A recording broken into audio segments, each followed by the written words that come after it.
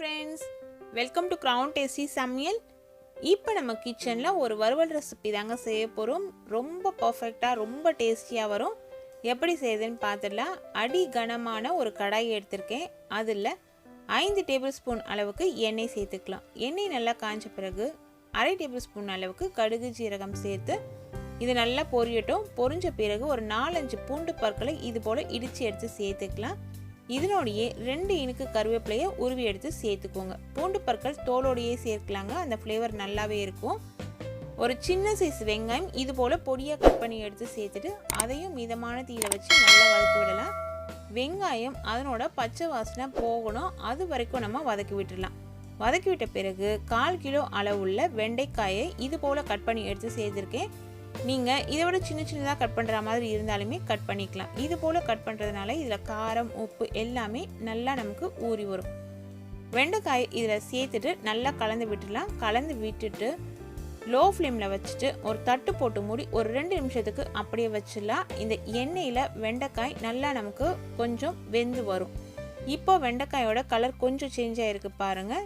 இப்போ ஒரு முறை நல்லா கலந்து விட்டுடலாம். இது மாதிரி செய்யறதுனால வெண்டைக்காய் நல்லா சாஃப்டாக நமக்கு இருக்கும் வறுவல் ரெசிப்பியில். இப்போது 1/4 டேபிள் ஸ்பூன் அளவுக்கு மஞ்சள் தூள் சேர்த்துக்கலாம்.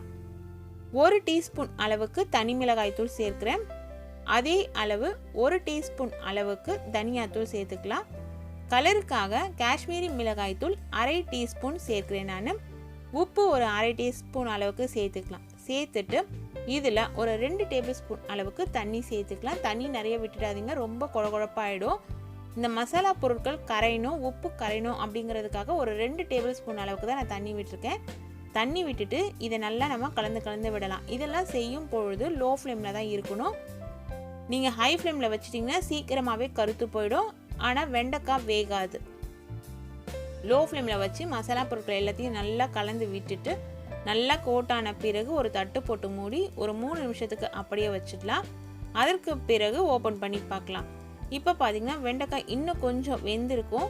உள்ளர அந்த தண்ணியெலாம் பட்டு அந்த மசாலா பொருட்கள் எல்லாமே வெண்டைக்காயில் ஊற ஆரம்பிச்சிருக்கும். இதுக்கப்புறம் நம்ம தட்டு போட்டு மூடணும் அப்படிங்கிற அவசியம் கிடையாது. இதே போல் வெண்டைக்காவை கலந்து விட்டு அது சுருங்கி வர வரைக்கும் நம்ம வெயிட் பண்ணி சர்விங் பவுலில் சேஞ்ச் பண்ணிடலாங்க. இப்போ கொஞ்சம் வெண்டைக்காய் வதங்கி வந்திருக்கு. இந்த அளவு போதும் அப்படின்றதுனால நான் சுவிட்ச் ஆஃப் பண்ணிவிட்டு சர்விங் பவுலில் சேஞ்ச் பண்ணிக்க போகிறேன். உங்களுக்கு இதை விட செவந்து வரணும் அப்படின்னாலுமே நீங்கள் இன்னும் கொஞ்சம் செவக்க விட்டு எடுத்துக்கலாம். எண்ணெய் தேவைப்பட்டதுன்னா கொஞ்சமாக எண்ணெய் விட்டுக்கோங்க. இப்போ இது பார்த்தாலே தெரிஞ்சு பாருங்கள், நல்லா சாஃப்டாக நல்லா கலர்ஃபுல்லாக வெண்டைக்காய் வறுவல் ரெசிபி ரெடி ஆயிடுச்சு. நீங்கள் காரம் கூடுதலாக சாப்பிட்றவங்களா இருந்தது அப்படின்னா 1/2 டேபிள் ஸ்பூன் அளவுக்கு தனி மிளகாய் தூள் சேர்த்துக்கலாங்க. இதே அளவுகளோட இந்த ரெசிபி ட்ரை பண்ணி பாருங்கள். ரொம்ப பர்ஃபெக்டான உதிரான ஒரு வெண்டைக்காய் வறுவல் ரெசிபி ரெடி ஆகிடும். Thank you friends.